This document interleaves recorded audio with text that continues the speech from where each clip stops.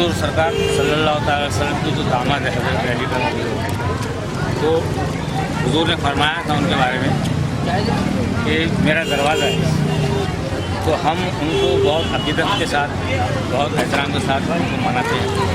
और उनका रोज़ा इसलिए भी मनाते हैं, हम लोग हर साल जो है 10 मुहर्रम को हज़रत इमाम हुसैन आली मुकाम का यहाँ से हुसैनी जुलूस निकालते हैं और लाखों की तादाद में लोग शरीक होते हैं।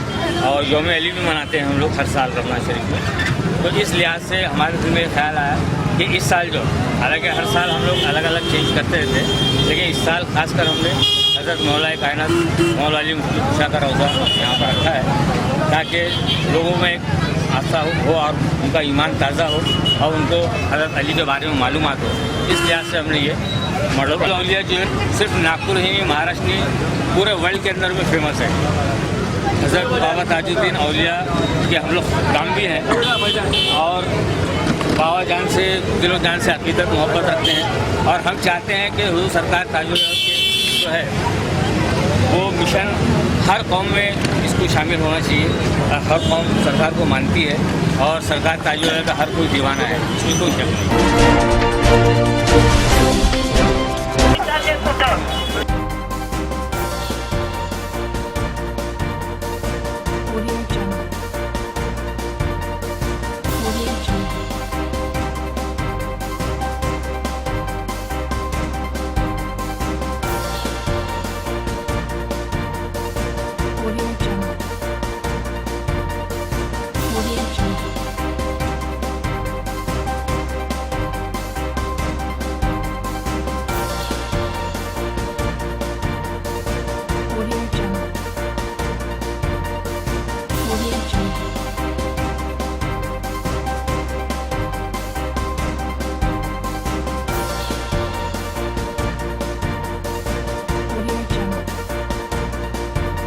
आंदोलन गवर्नमेंट को हमको 100% ग्रांट देना चाहिए इसके लिए, क्योंकि ग्रांट नहीं पे में ये कैसे क्या ज़िंदगी जी रहे हम प्राध्यापक लोग, हमें ही पता है हम कौन सी अवस्था से आ रहे हैं। हम अपने फैमिली को जो आप इधर मेरे प्राध्यापक गण इतने सारे जो बैठे हैं, इनकी तरफ अगर एक नज़र भी आप डालोगे तो आपको समझ में आ जाएगा कि जिन लोगों की उम्र पूरी बीत रही है पढ़ाते, लेकिन उनको अभी तक तनख्वाह नहीं मिली है। ये बहुत शर्मनाक बात है। आज वो जो पेरेंट्स है, जो अपने टीचर मतलब जो टीचर है, ये अपने बच्चों को नहीं पढ़ा पा रहे, क्योंकि हर जगह पैसा लगता है और गवर्नमेंट को समझता नहीं कि जो टीचर बच्चों को ज्ञान दे रहा है, पढ़ा रहा है, लेकिन उसी टीचर को तनख्वाह नहीं दे जा रही है। ये बहुत शर्मनाक बात है। इसलिए गवर्नमेंट ने तुरंत इतने साल बीत गए, 14 साल 15 साल हो गए, लेकिन आज तक हमारे टीचरों को, हमारे प्राध्यापक लोगों को कोई पेमेंट नहीं मिल रहा है। गवर्नमेंट को समझना चाहिए। हमारे 20 या 25 हज़ार शिक्षक 14 साल से गवर्नमेंट ओर से एक ही रुपए लिया बगैर काम कर रहे हैं। इसलिए हमारे समिति ने अब तक 125 आंदोलन करके उच्च माध्यमिक का कायम शब्द हटाकर अनुदान देने का निर्णय गवर्नमेंट तरफ से लेने के लिए भाग पड़ाया और उसके बाद 30 आंदोलन किए। फिर भी हमारा जो निर्णय हुआ था और निर्णय ऐसा था, शासन का रिजोल्यूशन था, वो रिजोल्यूशन में स्पष्ट रूप से लिखा था कि आपका कायम शब्द हटाकर उसके लिए जो का फंड लगेगा वो फंड 13-14 साल में हम उपलब्ध करके देंगे। ऐसा जीआर निकला। जीआर निकलने के बाद अब तक 9 महीने 10 महीने हुए, फिर भी हमारे उच्च माध्यमिक में राज्य में कितने कॉलेजेस आने वाले अनुदान के लिए उसका भी पता गवर्नमेंट ने डिक्लेयर किया नहीं।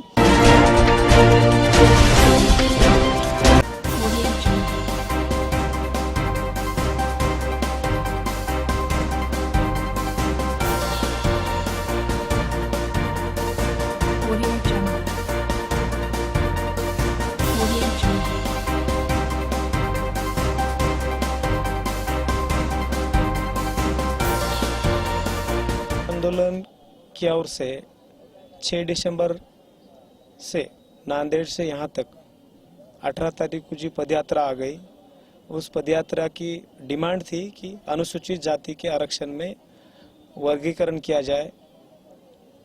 क्यों?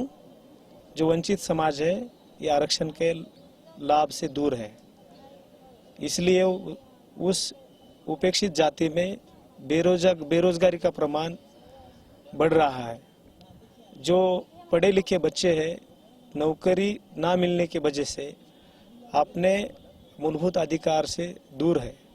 ये 18 तारीख को हमारे भूखे नंगे महाराष्ट्र के मातंग समाज ने जो सरकार की तरफ प्रस्ताव रखा था कि हमें अपने हक अधिकार का न्याय देना जरूरी है, हमारा आरक्षण हमको मिलना जरूरी है। इसलिए जो हमारे नेतागणों ने और मेरे समाज के भाइयों ने आंदोलन यहाँ पर किया है, उस आंदोलन के खिलाफ सरकार ने जो न्याय मांगने को आए थे उनके ऊपर लाठी बरसाकर यहाँ पर उनका अपमान किया है। जिन्होंने इस देश की आज़ादी के लिए अपना सब कुछ न्यौछावर कर दिया और इस देश के लिए जो लड़े हैं वही मातंग समाज को आज मारा जाता है, पीटा जाता है। कुछ मांगते हो तो पीटा जाता है सरकार की तरफ से। इस सरकार ने हमको जो अन्नाभाऊ साठे जी के नाम से जो गुण गौरव करके जो सम्मान करके जो पुरस्कार प्रदान किया था, वही पुरस्कार का सरकार ने अपमान किया है। और इस अपमान के खिलाफ हम आज महाराष्ट्र के मातंग समाज के जो भाइयों लोगों को पुरस्कार मिला है वो वापस करने की हम यहाँ पर आह्वान करते हैं। और मैं शंकर तड़ाखे महाराष्ट्र के पूना से आया हूँ और मातंग समाज के सभी भाइयों को यहाँ पर आह्वान करता हूँ, इस आंदोलन के लिए हमारे प्राध्यापक रामचंद्र भरांडे साहब के नेतृत्व में जो लाठीचार्ज हुआ, जो जख्मी हुए महाराष्ट्र के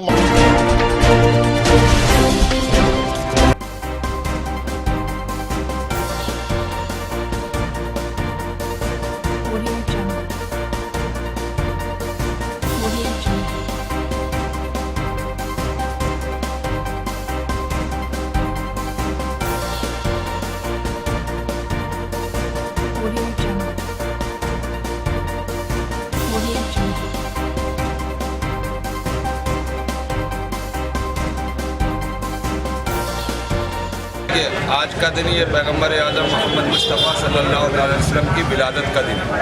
हम लोग हिंदुस्तानियों से एतबार से आपको एक मिसाल देते हुए समझाना चाहूँ। 15 अगस्त को हमारा मुल्क आज़ाद हुआ था, इसलिए इस मुल्क का बच्चा बच्चा मुल्क की आज़ादी की खुशियाँ मनाता है। लेकिन ये पैगंबर आज़म सल्लल्लाहु अलैहि वसल्लम की विलादत का दिन है। ये किसी एक मुल्क की बात नहीं बल्कि सारी इंसानियत आज के दिन मुस्तफ़ा जान रहमत के आने से आज़ाद हुई थी। इसलिए हर बंदा मोमिन अपने आका की विलादत की खुशियाँ मनाता है। ऐसा क्या अफजल है जो खुशियाँ मना रहे हैं? अफजल क्या इसमें? अफजल क्या है? इसलिए कि पैगंबर आज़म सल्लल्लाहु अलैहि वसल्लम तमाम नबियों के सरदार हैं और रोज़ क़यामत आका अलैहिस्सलातु वस्सलाम को शफ़ाअत का हक़ दिया जाएगा। उसी पैगंबर की आमद की खुशी में जो है हम जश्न ईद मिलाद मना रहे हैं। दूसरे लोग कहते हैं कि ये फुज़ूल है, आप इसके ऊपर से क्या कहना चाहते हैं? देखिए, जो दूसरे लोग बोलते हैं कि फुज़ूल है, उन लोगों से मैं कहना चाहूँगा, बेटी की शादी के मौके पे लॉन को क्यों सजाते हो, घरों को क्यों सजाते हो? तुम्हें अपनी बेटियों से प्यार है, हमें रसूल पाक से प्यार है। तुम्हें अपनी बेटियाँ मुबारक हो, हमें अपने नबी की मोहब्बत मुबारक हो। जैसे कि आगे इसका वफात का भी दिन है, इसके लिए आप क्या कहना चाहते हैं? देखिए, वो ज़ाहिरी तौर पर अल्लाह के प्यारे रसूल अलैहिस्सलातु वस्सलाम अंबिया इकराम को एक आन के लिए जो है मौत आती है, लेकिन फिर उनकी ज़िंदगी वही साबिक ज़िंदगी की तरह होती है। हमारा ये अक़ीदा है, तू जिंदा है वल्लाह, तू जिंदा है वल्लाह, मेरी चश्मे आलम से छुप जाने वाले। अल्लाह के रसूल का विसाल हो चुका, उन लोगों को मैं ये कहना चाहूँगा कि आप कुरान मुक़द्दस और हदीस करीमा को तो रहने दीजिए, कलमा तैयबा की ही मीनिंग को समझ लीजिए कि मोहम्मद रसूलुल्लाह, मोहम्मद अल्लाह के रसूल हैं, कल भी थे, आज भी हैं और क़यामत तक रहेंगे। तो लफ्ज़ है इस बात पर दलालत कर रहा है, सरकार जैसे कल हयात में थे, आज भी हयात में और हमेशा हमेशा हयात में रहेंगे। देखिए, कमलेश तिवारी ने जो कुछ भी बोला है वो बिल्कुल गलत बोला है। अगर इस्लामी हुकूमत यहाँ पर होती तो कमलेश तिवारी वाजिब कत्ल है, मुसलमान उसके सरों को तन से जुदा कर देते। लेकिन हम हिंदुस्तान में रहते हैं, आईने इन पर अमल करते हुए हम हिंदुस्तानी हुकूमत से मुतालबा करते हैं कि कमलेश तिवारी जैसे नापाक इंसान को इस मुल्क में न रहने दिया जाए, बल्कि उसका मुकदमा फास्ट ट्रैक कोर्ट के अंदर चलाकर उसे जल्द से जल्द जो है सख्त से सख्त सजा दी जाए, ताकि मुल्क के अंदर अमन बरकरार रहे, मुल्क की एकता और अखंडता भी बरकरार रहे। और अभी हमने इसके खिलाफ मुहिम छेड़ी है।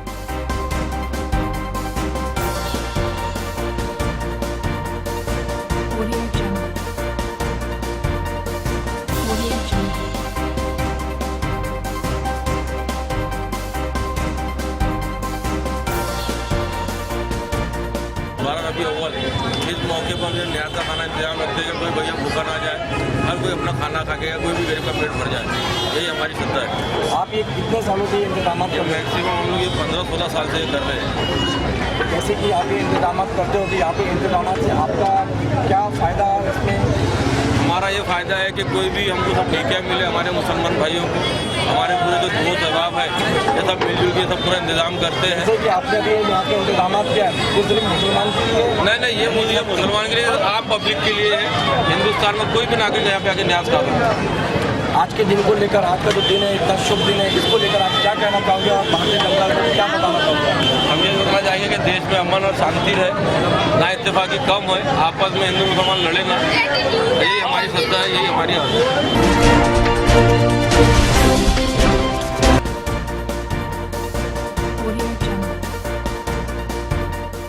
माझ्या पुरीचा जाळून खून केलाय, मला त्या लोकांना अटक व्हावी, माझ्या पुरीला न्याय मिळावा, मला माझ्या पुरीच्या आत्म्याला शांती मिळावी, एवढा खून करून निर्दोष अगदी निवांत।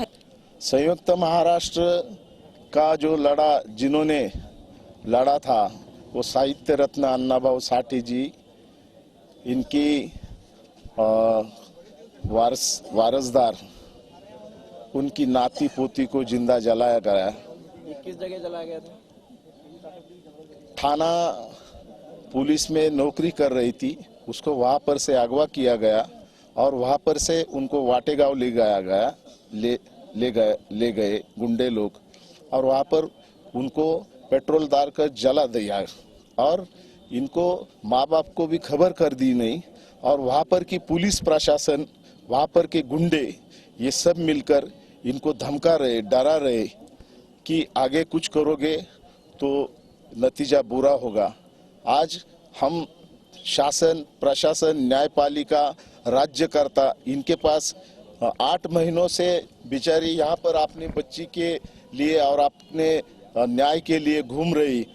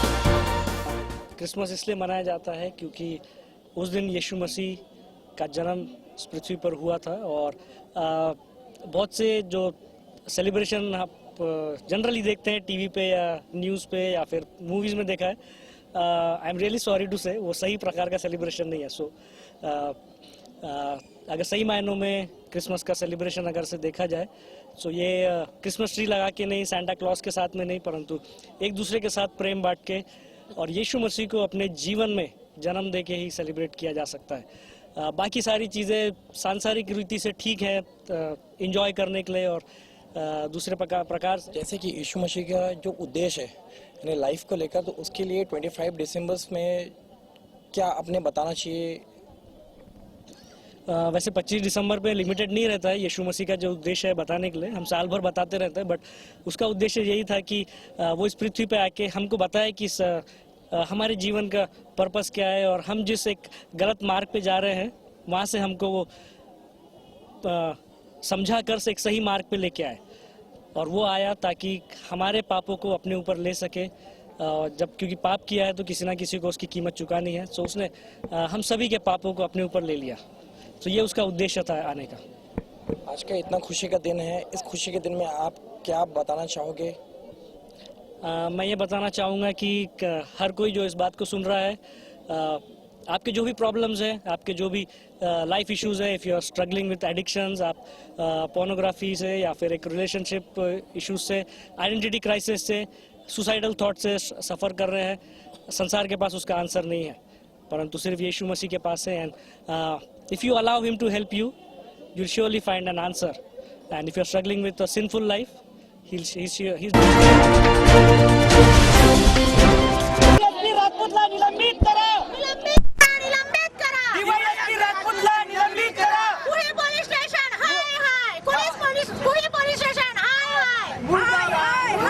सर ये अश्विन गजबी है, कुही तहसील में टेमरी करके गांव है, वहाँ पे एक प्रतिष्ठित नागरिक है हमारे सदाशिव गजबी बाबा, उनका अकेला लड़का था अश्विन गजबी है। ये पदाधिकारी है सदाशिव गजबी है टेमरी में, वो जो बुद्ध विहार है वहाँ के पदाधिकारी भी है बुद्ध विहार के, और बुद्धिस्ट फिलोसफी को फॉलो करने वाले हैं, उनको बहुत बुद्धिस्ट फिलोसफी का नॉलेज है, वो सवेरे उठ के मेडिटेशन वगैरह करते हैं। ये सब बातों को ध्यान में रख के वहाँ पे मते फैमिली भी है, उन्होंने पहले बाबा साहब के पुतले की विटंबना की 2008 में, लेकिन पुलिस प्रशासन ने इस बात की तरफ ध्यान नहीं दिया। ये पहले ही चाहते थे कि जिन लोगों ने डॉक्टर बाबा साहेब आम्बेडकर के पुतले की अवहेलना की उसको शिक्षा होनी चाहिए। इन्होंने रूल्स एंड रेगुलेशन के हिसाब से पदाधिकारी होने के नाते कोई पुलिस स्टेशन में तकरार की, लेकिन उनको न्याय नहीं मिला, बल्कि बार बार पुलिस आके इनको बोलते थे कि ऐसा कर लो, समझौता कर लो, और उनको शिक्षा नहीं दी। इसलिए उनकी हिम्मत इतनी बढ़ गई कि अभी 10/11/2015 को अश्विन गजबी घर में था, उन्होंने गुड फेथ में बुलाया कि तुम्हारे खेत में जो बैल बंधे हुए हैं वो छूट गए हैं, आप वो बांधने के लिए जाओ। और वहाँ पे बियर बार में ड्रिंक करके मे बी उन्होंने शीत पेय में कुछ दिया हो पॉइजन, और उसको पॉइजन पिला के उसके बाद उसका खून किया है। लेकिन पुलिस अधिकारी बिल्कुल इस प्रकरण की तरफ ध्यान नहीं दे रहे। आज सदाशिव गजबी के भाई साहब की 15 साल की लड़की है, आप मुझे बताइए जब 28 साल के लड़के का वो जातीय द्वेष की वजह से खून कर सकते हैं, और आज ये लोगों को मैंने हिम्मत दी, आज वो सामने आके लड़ रहे हैं कि आज चलो मेरा तो बच्चा चला गया, लेकिन हमारे समाज के तो दूसरे लड़के हैं, दूसरे माँ बाप है, वो बुढ़ापे का अपना अकेला सहारा न गवाए, इसके लिए वो सामने आके लड़ रहे हैं। इसलिए उनको आरोपियों की फैमिली के जो मते फैमिली के उसके फादर है, उनके रिलेटिव्स है, और वो भोंदू बाबा है, वो डरा धमका रहा है कि आप इस प्रकरण में मत पड़िए, आप साक्ष्य मत दीजिए, आप पुलिस स्टेशन मत जाइए, अगर आप हमारे खिलाफ बोलोगे तो हम और एक खून करेंगे। अब हो सकता है कि वो अश्विन गजबी की माँ भी हो सकती है, बहन भी हो सकती है, और पिताजी भी हो सकते हैं, साक्षीदार भी हो सकते हैं। आज साक्षीदार और पीड़ित परिवार इतना डरा हुआ है, पुलिस उनको कुछ भी हेल्प नहीं कर रही है, टोटल वो आरोपियों को बचाने में लगी हुई है। बोलते हैं कि हम आपको पुलिस प्रोटेक्शन नहीं दे सकते। मैं 2 बार खुद एसपी मैडम के पास गई। हमारी एसपी मैडम आरती सिंह बहुत अच्छी लेडी है, उन्होंने हमको आश्वासन दिया कि मैडम आपको पुलिस प्रोटेक्शन जरूर मिलेगा। उनको मैंने उनके ध्यान में लाई ये बात कि मैडम जब वो 28 साल के अश्विन गजबी का खून कर सकते हैं 4 साल के बाद, बाबा साहब की अवहेलना करने के बाद पुतले की, तो आज सदाशिव गजबी के भाई साहब की 15 साल की लड़की है, आज उसके साथ कभी भी अति प्रसंग कर सकते हैं और उसका खून कर सकते हैं। ऐसे हुआ है। मैम बोले कि हाँ बिल्कुल सही बात बोल रहे हो, बोले आप जाइए हम आपको पुलिस प्रोटेक्शन देते हैं।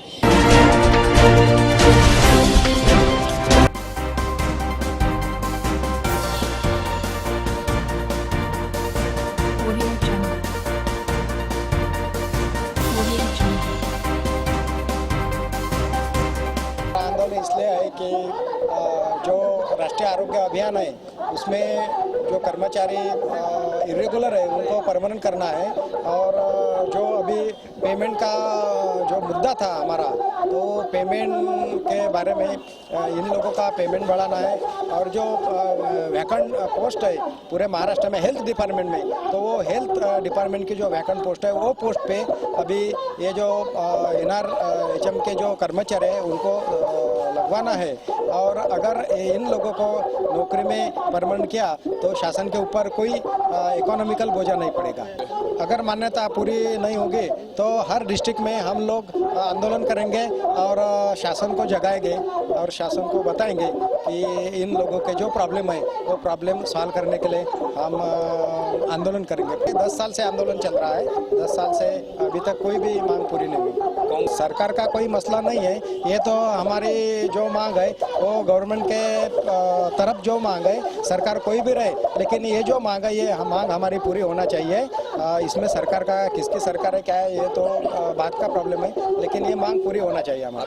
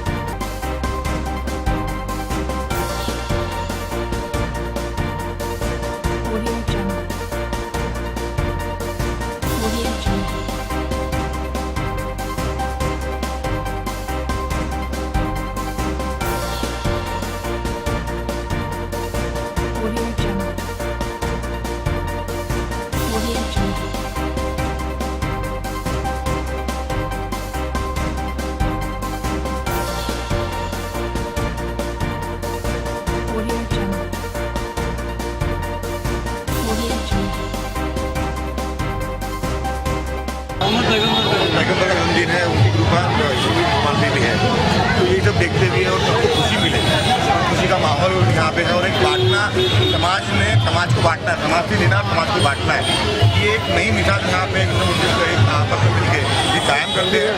और ये बहुत अच्छा नजरिया लोगों के सामने पेश किया जाता है, इसलिए मैं इनको हार्दिक शुभकामनाएं देता हूँ। वार्ड की तरफ से, नागपुर की तरफ से, भारतीय जनता पार्टी का एक नगर सेवक मेरी तरफ से मैं शुभकामनाएं देना चाहता हूँ। नागपुर शहर का ये बहुत हमारे सम्मान की बात है, बड़ी बात है, ये सम्मान की बात है, सम्मान की बात है, सम्मान की बात है। बड़ा जुलूस ये यहाँ का निकलता है और इतने भाईचारे शांति का निकलता है। बड़ी जो प्रोग्राम है ये बहुत ही अलग है, ये प्रोग्राम के वजह से सब प्रोग्राम मिले। जो प्रोग्राम इतना सक्सेस हुआ, मेरे सरकार काजू वर्ल्ड का सत्ता है, उनका सत्ता ही खाते हैं। ये प्रोग्राम सरकार ने सब सक्सेस किया। आप और क्या कहना चाहोगे, क्या बताना चाहोगे लोगों को? हम यही चाहेंगे कि हर चीज़ में भाईचारा हो, कोई जात पात ना हो, सब एकता हो और सब यहाँ मिल के काम करते हैं। सब जात के, कास्ट के सब लोग हम यही चाहेंगे कि भाईचारा हमारे हिंदुस्तान में कायम है।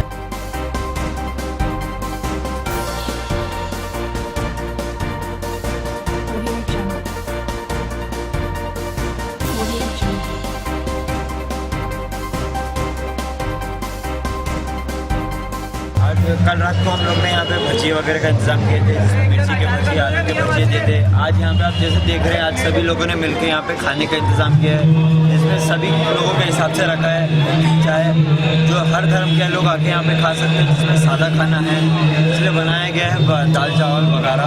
जैसे कि ये प्रोग्राम आप कितने साल से यहाँ पे कर रहे हैं और इसके इंतजाम आप कैसे करते हैं, वो दर्शकों को बताएं। ये तकरीबन 7 साल से हमारे लगातार चालू है। 7 साल से हर साल लगातार हम लोग यहाँ पे खाने का इंतज़ाम करते हैं, यहाँ सजावट का इंतज़ाम करते हैं।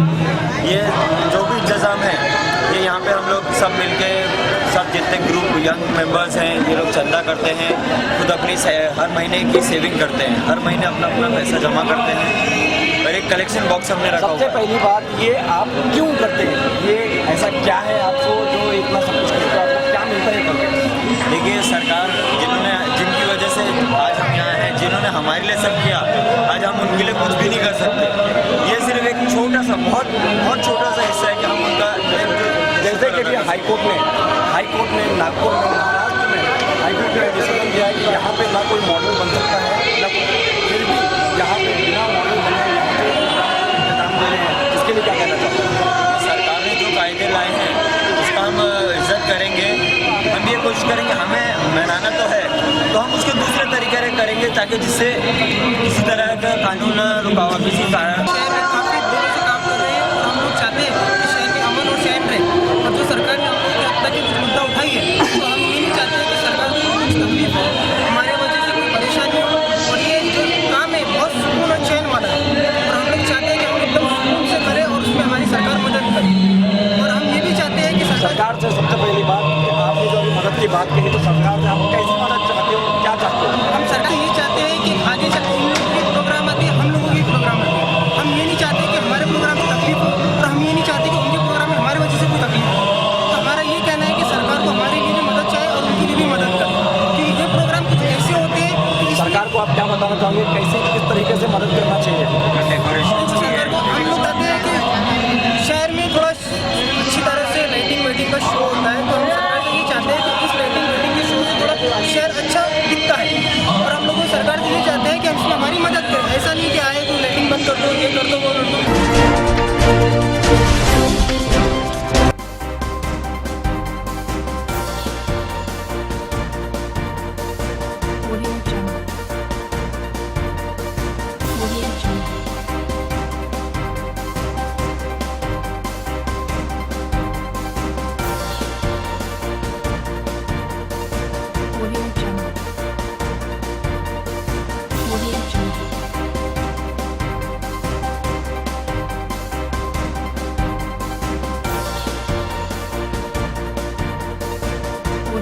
से जो सिरसाट साहब है, इनने 25 साल से ये आवाज उठा के रखे है।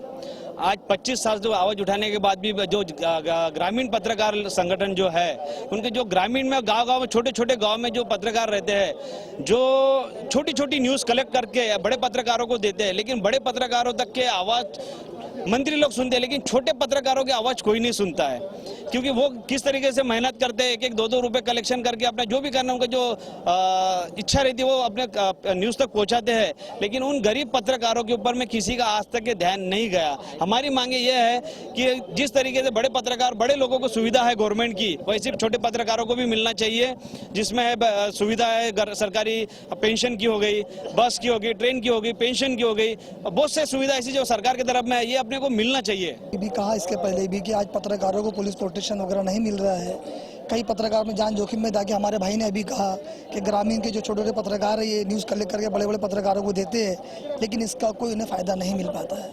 इस वजह से उनकी जान भी जोखिम में है और शासकीय जो स्कीमें हैं महाराष्ट्र गवर्नमेंट की तरफ से, ये सब चीज़ें उन तक नहीं पहुंच पा रही है। इस बात का बड़ा दुख है। इसलिए अखिल भारतीय पत्रकार संघ महाराष्ट्र की जानिब से हम हमारे ग्रामीण भाइयों के पत्रकार संघ को सिरसाट जी जो आज 25 साल से मेहनत कर रहे हैं, उनका बड़ा मुझे बहुत दुख हुआ सुन के कि उन्हें कैंसर भी है और इस बीमारी के बावजूद भी वो पत्रकारों की हक की लड़ाई लड़ रहे हैं।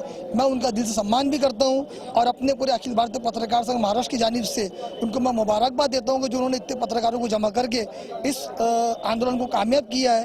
भगवान उन्हें और इसके लिए उनको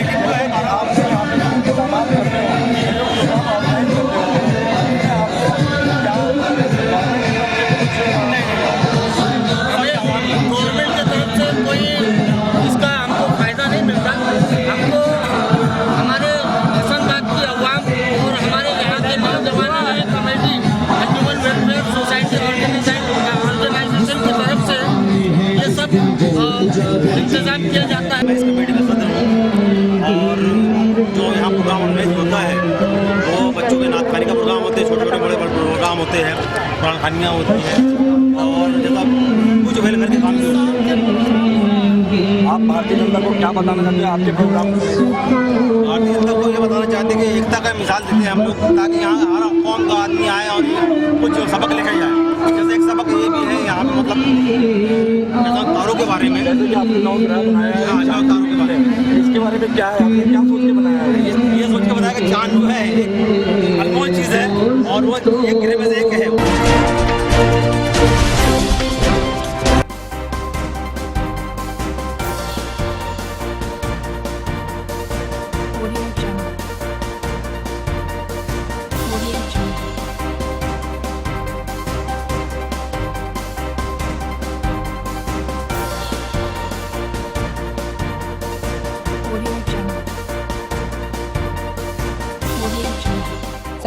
सरकार को बताना चाहते हैं कि हमारा मानधन बढ़ाया जाए, 5,000 रुपये करे जाए और 5,000 रुपये सब लोगों को मिले, हमारे खिचड़ी वाली महिला भाई को, और सबसे 12 महीने का काम मिला जाए स्कूल के अंदर। सरकार से तो बहुत बार बात पहुंचा है सर, 2009 से तो चालू ही है पूरा। यहाँ आता है मोर्चा, जिला परिषद में जाता है, कहीं कहीं मोर्चा लेके जाते हैं सर, भी आपको कुछ भी नहीं हुआ सर। हमको आश्वासन देते हैं बस और भगा देते हैं। नहीं करता है तो हम शासन को कुछ भी कार्रवाई कर सकते हैं, कोर्ट में केस डाल सकते हैं, क्योंकि हमको 1,000 रुपए रोजी में कुछ आश्वासन दिया था? उन्होंने आश्वासन दिए थे कि अगले बार हो जाएगा आपका काम बोले, तो अब अगले बार हो गया तो फिर इस साल नहीं हुआ हमारा, तो हमने इस साल मोर्चा लेके आए हैं। इसीलिए हमारी मान्यता होना चाहिए कि हमको 5,000 रुपये मानधन मिलना चाहिए। अगर सरकार आपकी मान्यता अगर पूरी नहीं करती तो आप क्या करोगे? सरकार मान्यता नहीं करेंगे तो हम कोर्ट में केस डाल के शासन को कोर्ट में खींचेंगे, दिल्ली तक लड़ेंगे, और नहीं तो फिर रास्ता जाम आंदोलन करके ट्रैफिक जाम करेंगे।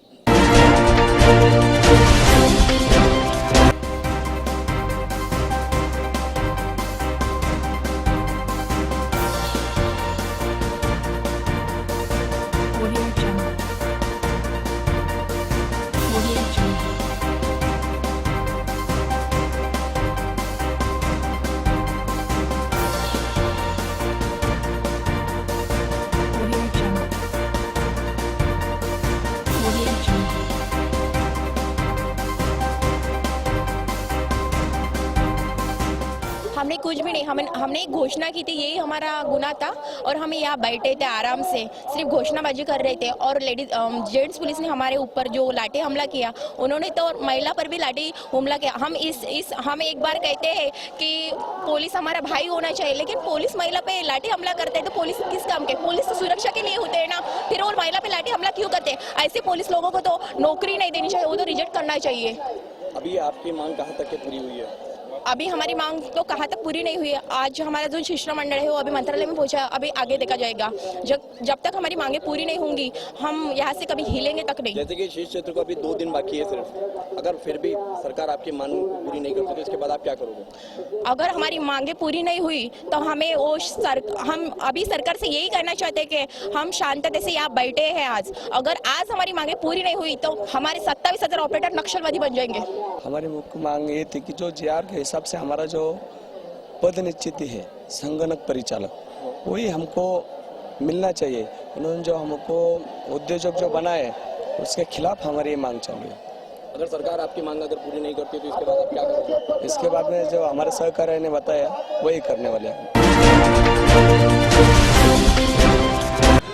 16 तारीख को नागपुर में सरसंघचालक डॉक्टर मोहनजी भागवत, इनका सामाजिक समरसता इस विषय पर नागपुर नागरिक सहकारी बैंक ने कार्यक्रम आयोजित किया था। इस व्याख्यान का विषय सामाजिक समरसता यह था। इस भाषण के बाद 17 तारीख को सुबह www.india.com इस संकेत स्थल पर मोहनजी भागवत का जो विधान था उसको तोड़ मरोड़ कर लिखा गया। उसमें उन्होंने कहा, casteism will exist till reservation continue, RSS chief Mohan Bhagwat. इस प्रकार का विधान देने के बाद हमको आश्चर्य लगा, क्योंकि उस कार्यक्रम की अध्यक्षता मैंने की थी। इस प्रकार का कोई भी विधान उन्होंने किया नहीं।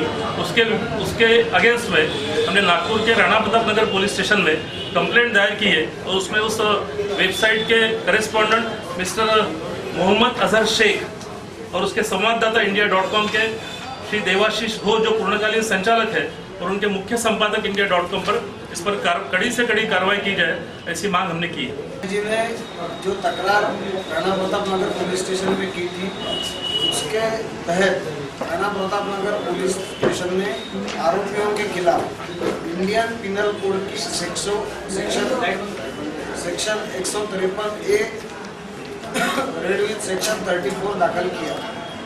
इंडियन पिनल कोड की सेक्शन 153 ने ऐसा बोलती है कि अगर कोई व्यक्ति अपने किसी लिखान से, अपने कृत्य से, अपने बोलने से या किसी हावभाव से दो समाजों में आपसी दुश्मनी तैयार हो या पब्लिक ट्रैंक्विलिटी अगर उसमें भंग होती है, शांतता भंग होती है, तो उसके खिलाफ इंडियन पिनल कोड की सेक्शन 153 ये धारा लगती है।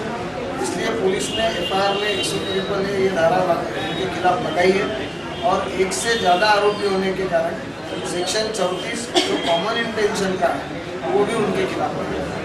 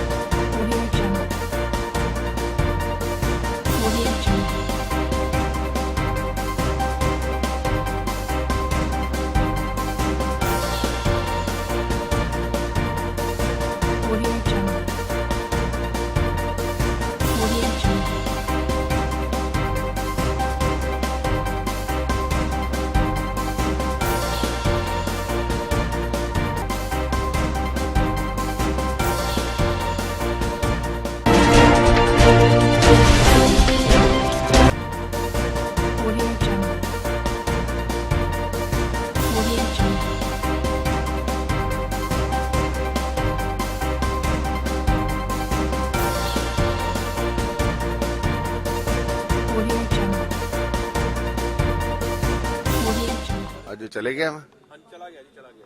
ਹੋ ਗਿਆ ਅਨਾਉਂਸ हाँ जी, हाँ जी। ਚਲੋ ਖੈਰ ਇਹ ਤੇ ਆਪਣਾ ਆਪਣਾ ਫਿਰ ਮਾਨੇ ਆ ਜੀ। ਗੱਲ ਇਹ ਆ ਵੀ ਜਿਹਨੂੰ ਕਿੱਥੇ ਲੱਗਦਾ ਉਹਦਾ ਅੱਗੇ ਫਿਊਚਰ ਨਹੀਂ ਹੈਗਾ ਕਾਂਗਰਸ ਤੇ ਉਹ ਉਹਦੇ ਚਲੇ ਗਿਆ। ਮੈਂ ਇਹਦੇ ਚ ਨਹੀਂ ਕੁਝ ਕਹਿਣਾ ਚਾਹੁੰਦਾ। ਇਹ ਉਹਨਾਂ ਪਾਰਟੀਆਂ ਦਾ ਆਪਸੀ ਮੈਟਰ ਹੈ ਤੇ ਇਹਦੇ ਤੋਂ ਤੇ ਇਹ ਲੱਗਦਾ ਹੀ ਹੈ ਵੀ ਸਿੱਧਾ ਸਿੱਧਾ ਤੇ ਫਿਰ ਇੱਕ ਗੱਲ ਤੇ ਸਾਹਮਣੇ ਆਉਂਦੀ ਹੈ ਵੀ ਕਾਂਗਰਸ ਦਾ ਬਹੁਤ ਵੱਡਾ ਫੇਲੀਅਰ ਹੈ ਇਹਦੇ ਚ। सर पीसीएमएस ਦੇ ਜਿਹੜੇ एमसीआई ਦੇ ਜਿਹੜੇ ਨਹੀਂ एमसीआई भी नहीं अब करेक्ट करो अपना। हाँ मैनू पूछ लो, मैटर भी पूछ लो। विवाद मेरा कोई नहीं गा, मैं गवर्नमेंट हाँ ते मैं सीधी गल है भी असी किसी भी स्टेट दे विच कोई भी काम चलदा किसी फील्ड दा सरकार नू पूरा अधिकार आ, ओदी मॉनिटरिंग भी कर सकदी है, उत्ते विजिलेंट रहना भी साडी ड्यूटी आ। ਉਹਦੇ 'ਚ ਕੋਈ ਗਲਤ ਨਾ ਹੋਵੇ, ਕੋਈ ਇੰਡੀਪੈਂਡੈਂਟ ਨਹੀਂ। ਜਿਸ ਤਰ੍ਹਾਂ ਉਹਨਾਂ ਦੇ ਬ੍ਰਦਰ ਆਂਦੇ ਆ ਵੀ ਇਹ ਆਪਣਾ ਆਟੋਨੋਮਸ ਬੋਡੀ ਹੈ, ਆਟੋਨੋਮਸ ਕੋਈ ਰਾਸ਼ਟਰਪਤੀ ਨਹੀਂ ਲੱਗ ਗਿਆ। ਗੱਲ ਤੇ ਇਹ ਆ ਵੀ ਕੀ ਠੀਕ ਹੋ ਰਿਹਾ ਕੀ ਗਲਤ ਹੋ ਰਿਹਾ, ਇਹ ਜ਼ਿੰਮੇਵਾਰੀ ਸਾਡੀ ਆ। ਅਗਰ ਠੀਕ ਹੋਵੇ ਫਿਰ ਤੇ ਸਭ ਕੁਝ ਠੀਕ ਹੈ, ਕੋਈ ਗਲਤ ਕਰ ਜੇ ਤੇ ਕਿਸੇ ਪ੍ਰੈਸ ਨੇ ਦੂਜੇ ਉਹਨੂੰ ਨਹੀਂ ਪੁੱਛਣਾ ਪੀਐਮਸੀ ਨੂੰ। ਡਿਪਾਰਟਮੈਂਟਲ ਗੱਲ ਆ। ਅਗਰ ਕੋਈ ਮੈਡੀਕਲ ਲਾਈਨ ਦੇ ਵਿੱਚ ਕੁਝ ਗਲਤ ਹੁੰਦਾ ਤੇ ਕਿੰਤੂ ਪਰੰਤੂ ਅਗਰ ਬਾਅਦ ਦੇ ਵਿੱਚ ਜੇ ਪ੍ਰੈਸ ਵੀ ਪੁੱਛੂਗੀ ਤਾਂ ਉਹਨਾਂ ਕਹਿਣਾ ਤੁਸੀਂ ਕੀ ਕਰਦੇ ਸੀ।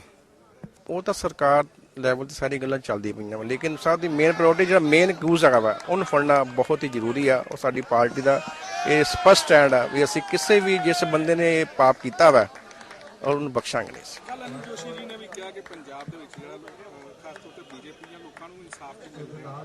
ਬੀਜੇਪੀ ਦੀ ਗੱਲ ਕੀਤੀ ਤਾਂ ਅਨਿਲ ਜੋਸ਼ੀ ਜੀ ਦੇ ਭਰਾ ਤੇ ਜਿਹੜਾ ਕੇਸ ਹੋਇਆ ਸੀ, ਹਾਂ ਜਿਹੜਾ ਕੇਸ ਹੈ ਉਹ ਹਮਲਾ ਹੋਇਆ ਸੀ ਜੀ ਜੀ, ਕਿੰਗਸ ਅਜੇ ਤੱਕ ਉਹ ਤਾਂ ਹੁਣ ਕੋਰਟ ਦੇ ਵਿੱਚ ਕੇਸ ਚੱਲਦਾ ਪਿਆ ਵਾ। ਸਾਨੂੰ ਆਪ ਇਸ ਚੀਜ਼ ਦੀ ਬੜੀ ਚਿੰਤਾ ਹੈਗੀ ਆ। ਇਹ ਅਸੀਂ ਸਾਰਿਆਂ ਨੇ ਪਾਰਟੀ ਪੱਧਰ ਤੇ ਵੀ ਗੱਲ ਕੀਤੀ, ਹਾਈ ਕਮਾਂਡ ਨਾਲ ਵੀ ਗੱਲ ਕੀਤੀ ਆ, ਠੀਕ ਹੈ ਨਾ। ਉਹ ਚੱਲਦੀ ਪਈ ਗੱਲ ਉਹਦੇ ਚ। ਲੱਗਦਾ ਸੀਐਮ ਸਾਹਿਬ ਜਾਂ ਅਕਾਲੀ ਦਲ ਜਿਹੜਾ ਬੀਜੇਪੀ ਨੂੰ ਦਬਾ ਰਿਹਾ ਨਹੀਂ ਨਹੀਂ, ਐਸੀ ਕੋਈ ਗੱਲ ਨਹੀਂ ਜੀ। ਬੀਜੇਪੀ ਦੇਖੋ ਬੜਾ ਪੁਰਾਣਾ ਸਾਡਾ ਅਲਾਇੰਸ ਹੈ ਔਰ ਸਾਡੀ ਕੇਂਦਰ ਸਰਕਾਰ ਹੈਗੀ ਹੈ। ਅਸੀਂ ਲੋਕਾਂ ਦੇ ਹਿੱਤਾਂ ਲਈ ਲੜਦੇ ਹਾਂ, ਪੰਜਾਬ ਦੇ ਲੋਕਾਂ ਲਈ।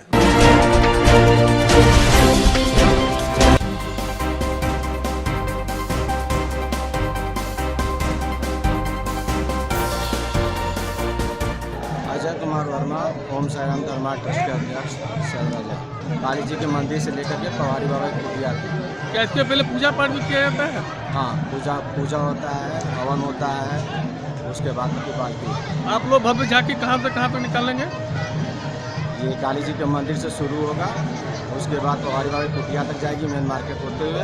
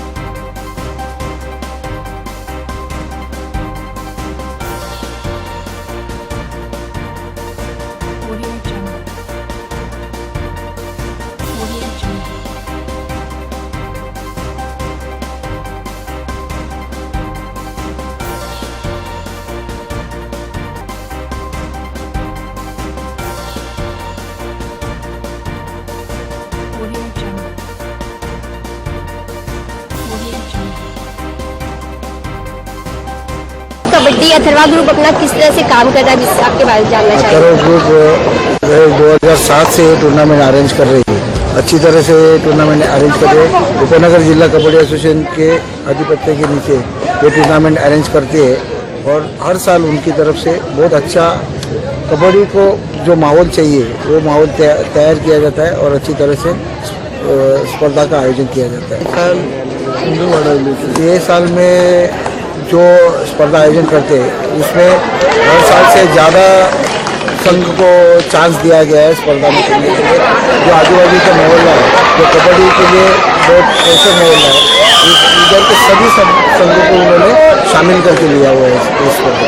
कबड्डी में महिला तो पहले से भी खेल रही है, लेकिन ये एरिया के महिला के लिए इतना चांस नहीं मिल रहा था, वो अथर्वा ग्रुप की तरफ से अरेंज करके अच्छी तरह से चांस मिल रहा है खेलने के लिए। ग्रुप की तरफ से ये 3 दिन कंटिन्यू जो प्रोग्राम चल रहा है, बहुत सारे पब्लिक भी देखने को आई है, खिलाड़ी अच्छे खेल रहे हैं। लेडीज़ का भी टूर्नामेंट है, जेंट्स भी है और यहाँ सामने अच्छी तरह से और पूरी तैयारी के साथ बनाए गए हैं और यहाँ पे उनका बहुत सारे पब्लिक आके देख के एंजॉय भी कर कंबोज साहब जी से मिला है और भारतीय जनता पार्टी का भी पूरा इनको सपोर्ट है।